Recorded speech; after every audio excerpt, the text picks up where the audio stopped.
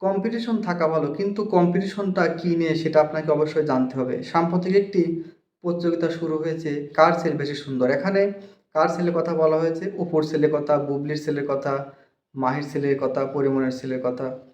এখানে একটা জিনিস চিন্তা করেন তো, এইটা কি কোনো মা সহ্য করবে? আপনি যদি একজন মা হন, আরেকজন মাকে গিয়ে বলেন যে, "আপনার ছেলে সুন্দর নাকি আমার ছেলে সুন্দর? আপনার মেয়ে নাকি আমার মেয়ে?" পৃথিবীতে একটা কথা চিরন্তন সত্য যে, পৃথিবীতে প্রতিটি মার কাছে তার ছেলে-মেয়ে সুন্দর। সে যেমনই হোক, কালো হোক, ন্যাংরা হোক, বুয়া হোক, সে কিন্তু তার পেট থেকেই জন্ম নিয়েছেন। এখানে এই প্রতিযোগিতাটা আসলে করাটাই বাহুল্য নয়। কিভাবে এটা প্রতিযোগিতা হয় আমি কিন্তু বুঝি না। কার ছেলে বেশি সুন্দর? এটা টাইটেল কি হতে পারে? তাদের মতো তাদেরকে বাঁচতে দিন।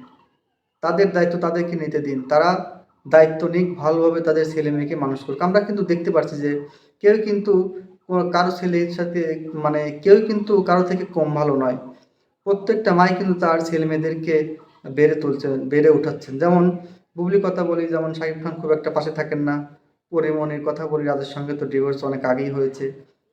আলাদা থাকছেন কিন্তু আমাদের অপু বিশ্বাসও কিন্তু। মায়ের খবরটা খুব একটা এই মুহূর্তে জানা যাচ্ছে না।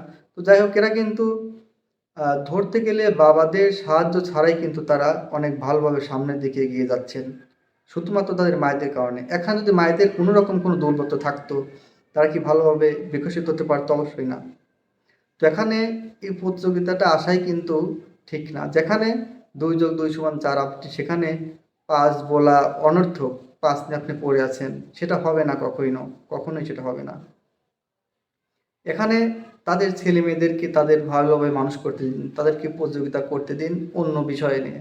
হয়তো তারা পড়াশোনা করুক, কার ছেলেমেয়ে পড়াশোনায় ভালো, কে কী করবে না করবে, সামনে বড় হয়ে কার কতটুকু হওয়ার সম্ভাবনা আছে, এগুলো নিয়ে প্রতিযোগিতা করুক। কার ছেলে বেশি সুন্দর, কার ছেলে দেখতে অনেক ভালো হ্যান্ডসাম, কে ভালো হতে পারবে, কে কোথায় যেতে পারবে, এগুলো কোনো প্রতিযোগিতার মধ্যে পড়ে না।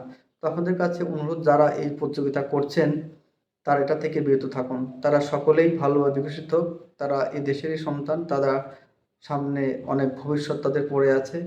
কিন্তু আপনাদের কাছে অনুরোধ, আপনারা এই প্রতিযোগিতাটা করবেন না। কারণ এটা একটা মায়ের জন্য কষ্টের।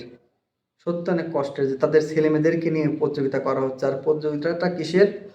কে বেশি সুন্দর, কাকে দেখতে সৌন্দর্য, কার কারণ দেখেন, এটা কেনই বা বলবো? কারণ আল্লাহ যদি সৃষ্টি করে থাকেন, তিনি হয়তো ভালোভাবে সৃষ্টি করেছেন।